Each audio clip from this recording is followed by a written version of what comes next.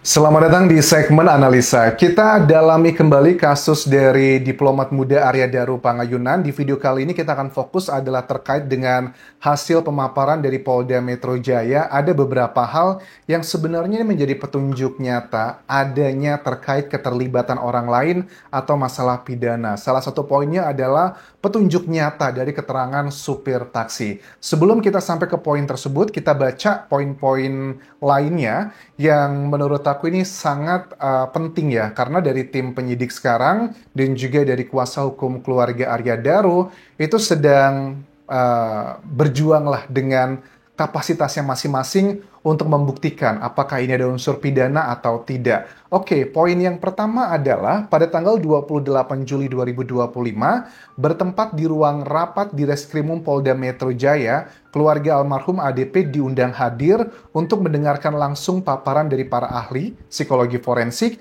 dan hasil otopsi serta paparan Direktur Serse dan Kriminal Umum Kombes Pol Wirasatya Triputra. Dalam paparan tersebut dijelaskan beberapa poin. Jadi ini sehari ya, berarti sebelum dilakukan rilis ke media massa. Keluarga ada yang datang, diundang, ada juga yang lewat Zoom. Oke, poin yang pertama gini teman-teman.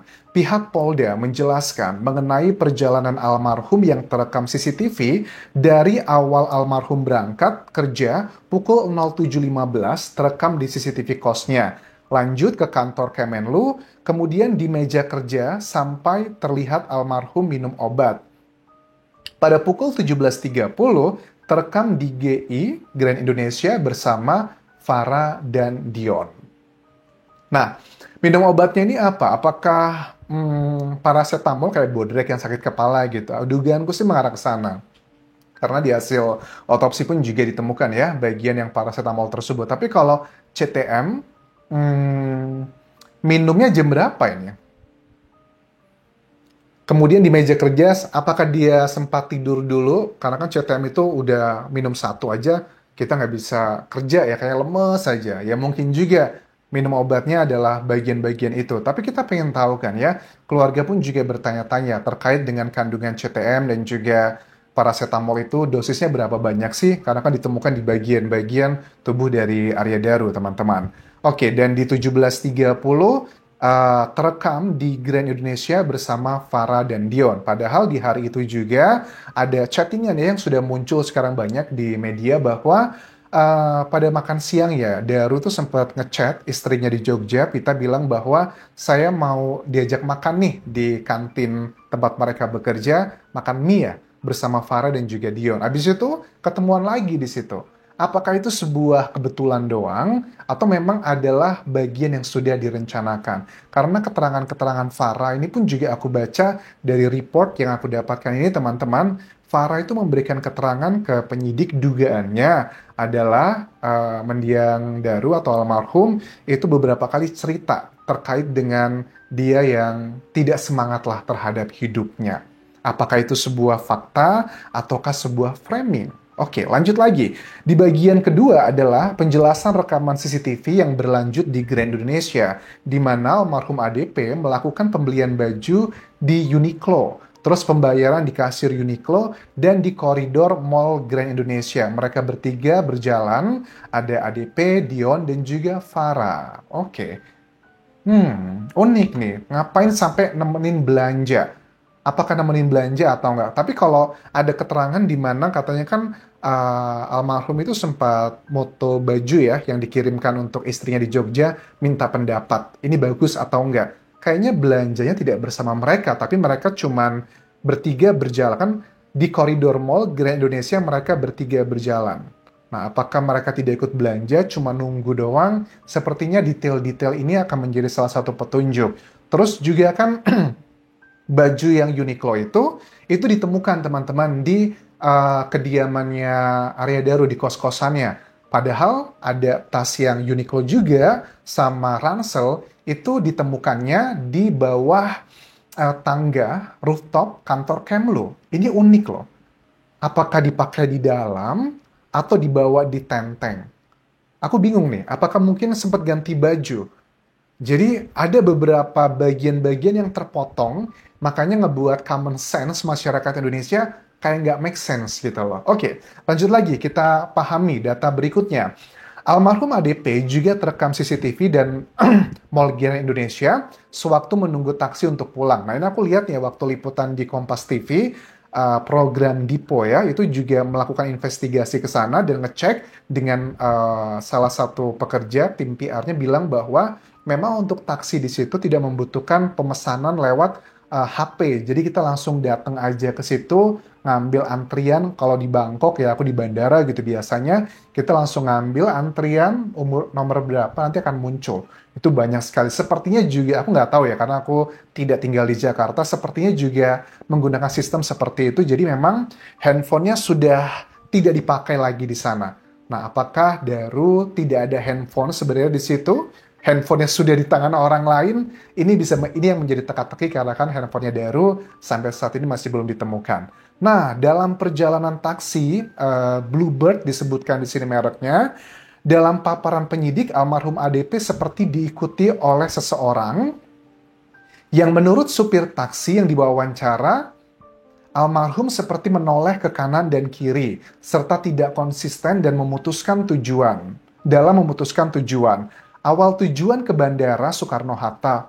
Oh gitu, lalu berubah ke kos gondang dia dan memutuskan ke kantor Kementerian Luar Negeri. Oh my God. Hah? Berarti dugaan-dugaan yang dulu muncul-muncul di mungkin semingguan yang lalu katanya bilang kan, Anjas itu ADP itu mau ke bandara dulu katanya, tapi berubah katanya. Loh, awal-awal aku dengar bukannya katanya mau ke kos-kosan tapi dirubah ke kantor Kemlu. Ini yang benar yang mana gitu. Nah, jadi ternyata keterangan di sini adalah mau ke bandara awalnya, tapi ngapain ke bandara? Itu jam berapa loh? Itu kan udah jelang jam jam berapa sih? Udah malam ya. Emang ada penerbangan terakhir dari Jakarta ke Jogja terakhir jam berapa? Itu udah jam 9 malam ya. Dari Grand Indonesia ke bandara, aku dulu pernah kan ke Grand Indonesia dari bandara, itu jauh banget, Tangerang kan. Lebih dari 1 jam, apalagi kalau Jakarta kan macet gitu. Nyampe sana jam 10, setahu aku tidak ada ya penerbangan dari, tolong correct me if I'm wrong ya, dari Jakarta menuju ke Jogja, penerbangan jam 10 atau jam 11, kan paling nggak kalau yang lokal gitu ya, 45 menit sebelum pesawatnya terbang, kita harus sudah check-in. Berarti jam berapa dong dia mau ke bandara? Jadi banyak yang nggak masuk akal ya. Terus akhirnya kok kenapa dia ngerubah, terus lalu berubah ke kos gondang dia. Tiba-tiba ganti lagi deh mau ke kantornya. Nah ini tuh juga aneh nih. Oke. Kalau ke bandara malam itu berarti dugaannya memang dia tidak niat pulang ke Jogja, tapi ada aktivitas yang lain di sana. Karena sudah terlalu malam gitu, kecuali tujuannya mau ke kereta atau mungkin ke bus-bus gitu kan ya, oke lah. Masih ada possibility-nya, tapi kalau ke bandara sangat kecil kemungkinan dia mau pulang ke Jogja, berarti ada aktivitas yang lain, tapi berubah ke kos gondang dia, kemudian dirubah lagi ke Kementerian Luar Negeri, yang ada catatan bahwa terekam CCTV posisi almarhum itu di rooftop kantor Kemlu mulai dari pukul 22.15 sampai ya 1,5 jam lah kurang lebih. Jadi almarhum katanya di sini tampak gelisah, berjalan mondar-mandir sambil melongok ke batas dinding. Dinding tembok rooftop tebalnya 30 cm dan tingginya 1,5 meter. Di rooftop, almarhum meninggalkan tas backpack dan tas shopping Uniqlo dengan barang-barang yang baru dibeli. Kecuali berarti yang baju Uniqlo-nya, karena itu ditemukan juga di kos-kosan oleh tim penyidik saat itu. Kalau dinding tembok rooftopnya tebalnya 30 cm, kayak penggaris kan 30 cm, seginilah ya. Terus kayak tingginya 1,5 meter. Ya, tingginya ya lebih tinggi dari Daru ya. Daru nggak mungkin 1,5, kayaknya dia paling nggak 170 atau... Nah, kan ada dugaan ada lebam yang di bahunya Daru ya. Ada foto yang aku lihat juga. Itu katanya karena dia meluk, almarhum tuh meluk tembok sebegitu lamanya.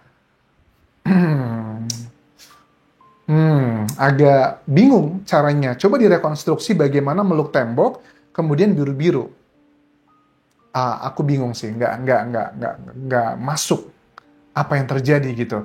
Oke, kemudian setelah itu almarhum kembali ke kos dan seperti yang tersiar di media membuang sampah dan kembali ke kamarnya.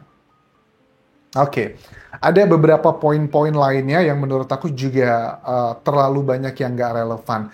Jadi tidak heran keterangan penyidik terbaru kan waktu kasus ini sudah mulai lagi ramai saat keluarga sudah menunjuk ada kuasa hukum dan kuasa hukum mereka pun juga kita apresiasi mereka adalah pro bono, mereka tidak menerima bayaran. Artinya karena panggilan kemanusiaan itu juga harus kita apresiasi loh biaya yang dikeluarkan dan sebagainya begitu waktu terutama begitu jadi mereka mengatakan bahwa penyidik tidak pernah mengatakan menutup kasus ini gitu loh tapi penyidik cuma mengatakan tidak ditemukannya keterlibatan orang lain plus juga tidak ada unsurnya pidana ya itu kan cuma bahasa halus doang gitu loh bahwa Daru melakukannya sendiri apalagi ada keterangan dari saksi yang Farah ini dugaannya dia mengatakan bahwa Daru itu beberapa kali cerita pengen melakukan hal itu gitu loh.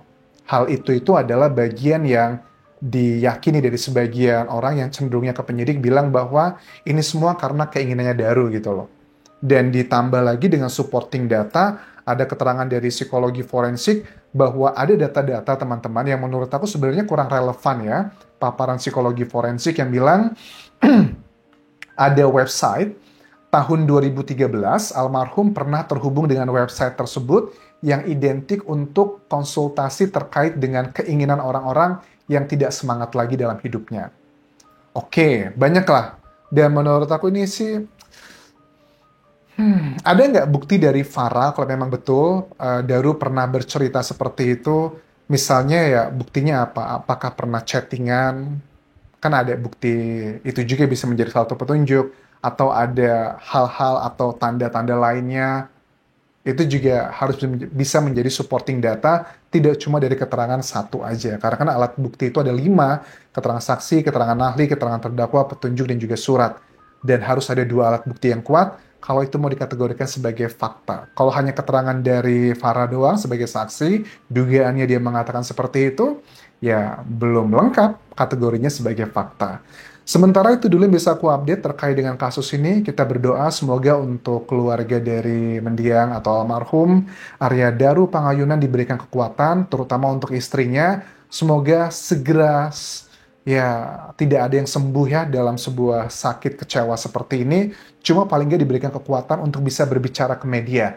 Karena secara public service ya atau strategi komunikasi ke publik dengan tidak munculnya sosok istri ke publik itu kesannya kurang begitu bagus lah untuk pengungkapan bukti-bukti ataupun juga hal-hal yang menjurus ke tindak pidana. Kalau istrinya berbicara speak up, aku yakin banyak masyarakat yang akan jauh lebih teryakinkan bahwa ini memang ada unsur pidananya. Sementara itu dulu yang bisa aku update teman-teman. Terima kasih sudah menonton. Sampai jumpa lagi di video berikutnya. Bye.